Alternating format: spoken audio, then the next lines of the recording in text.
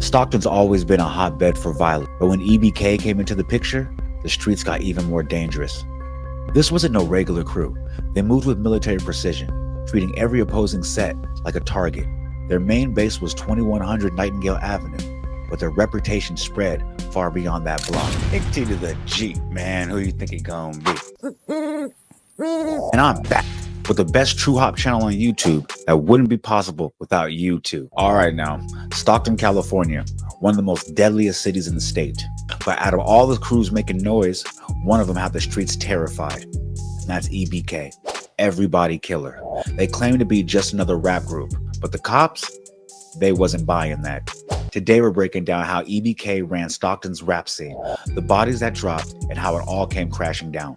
Now, before we get in this video, if you're new to the channel, make sure you hit that subscribe button. But if you're one of my day ones, go ahead and drop a like and leave a comment like you always do. Now, without wasting any time, let's get into it. At first, they played it off like it was just about music. But by 2018, the cops was already classifying them as a street gang. And from the looks of it, they wasn't wrong. By 2019, Stockton was heating up with the gang wars, and EBK, they was applying crazy pressure. That year, 2 EBK affiliates supposedly crept into enemy turf and caught Ronald Celestine lacking. What happened after that ain't no mystery. He was left unalived in the street. Now, nobody really knows what sparked that hit, but what happened after that was some next level savagery. 4 days later, Ronald's family set up a candlelight vigil to mourn his death. It was just supposed to be a moment of peace, but EBK wasn't letting nothing slide.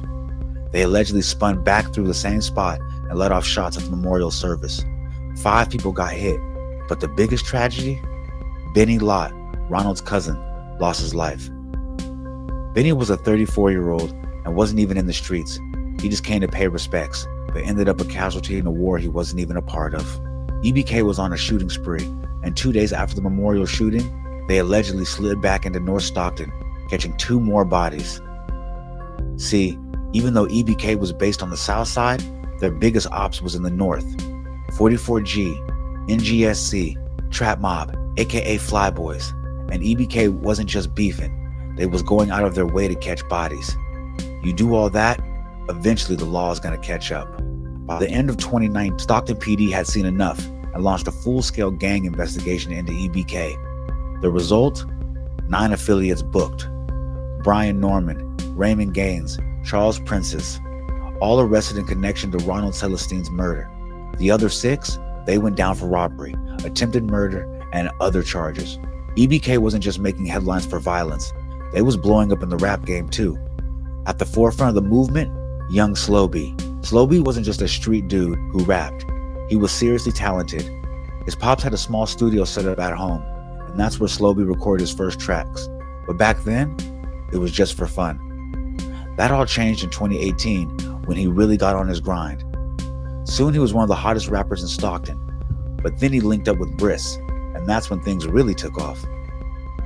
Bris was a rapper out of Sacramento, and just like Slo-be, he was trying to make it out, but the streets had other plans. He got wrapped up in a beef with Uzi Marcus, another Sacramento rapper. Why?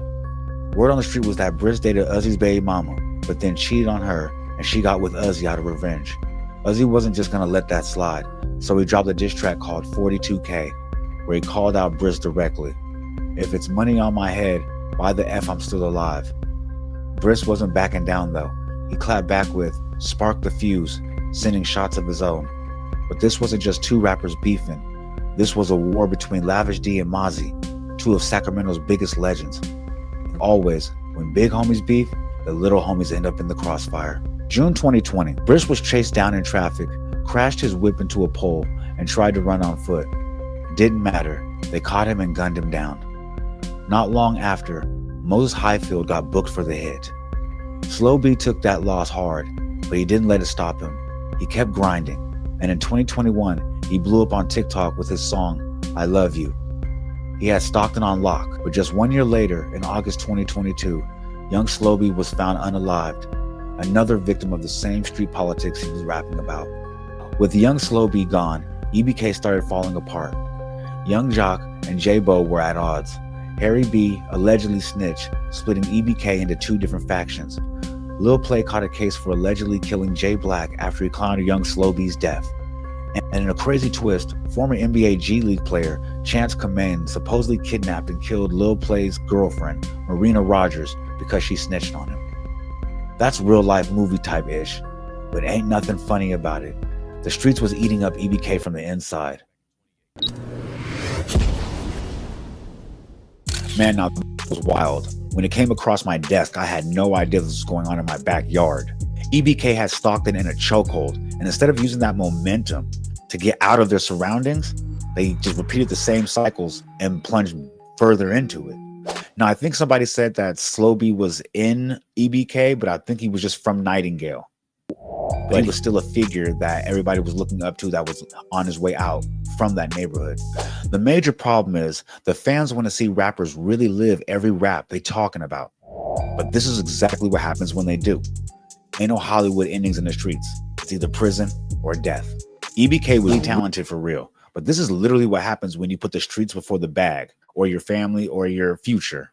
But hey, if you made it this far, that means you put some paint where it ain't.